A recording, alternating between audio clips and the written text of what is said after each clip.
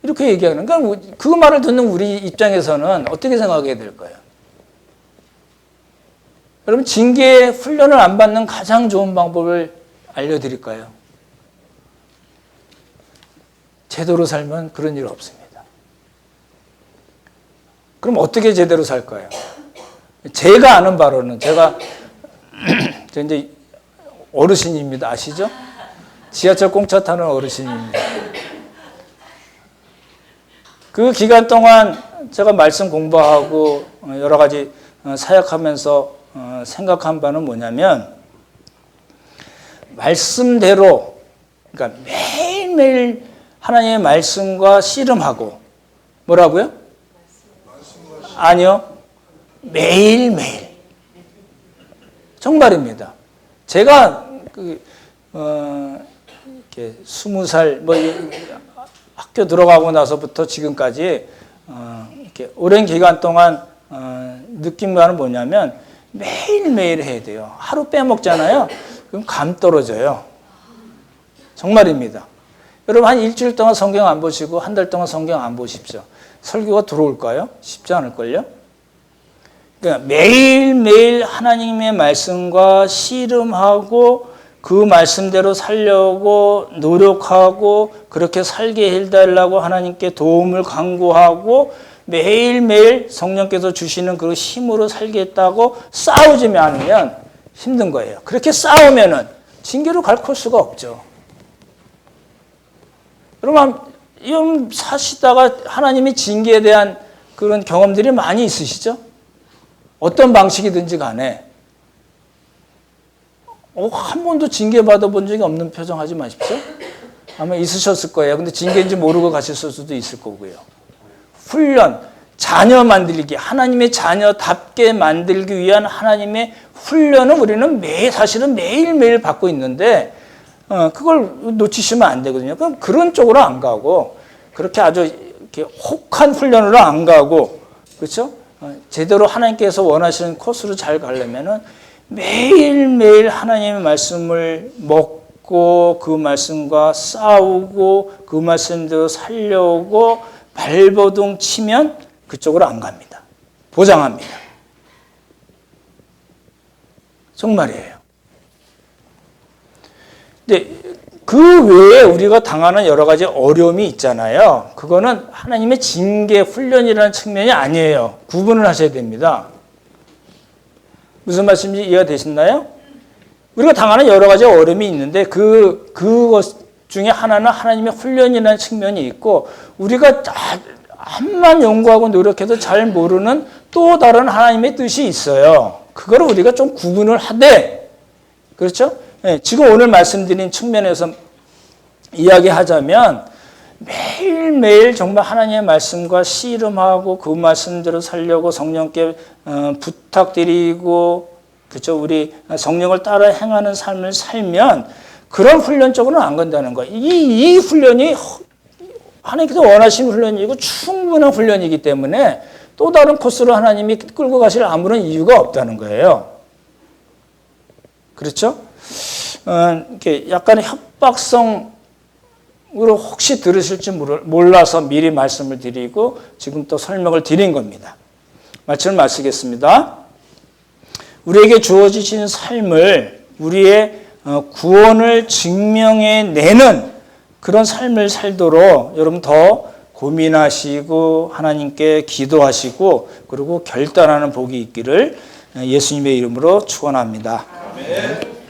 참 좋으신 성부, 성자, 성령 하나님, 어떤 때는 하나님의 말씀이 달긴 하지만 또 어떤 때는 너무나 이렇게 받아들이기 어려울 때가 있고 껄끄러울 때가 있는 것을 우리 잘 알고 있습니다. 하나님 아버지 도우시고 함께 하셔서 율법의 저주에서 우리를 구원하시려고 속량하시려고 남에 매달리신 예수님, 그리고 아브라함의 복을 주시고 우리를 하나님 앞에서 의롭다 하시고 또 의에 대해서 살게 하신 하나님의 뜻이 무엇인지 날마다 연구하며 고민하며 또 하나님께서 주신 말씀대로 결단하여 사는 우리 모두가 되도록 주님께서 복을 더하여 주시옵소서.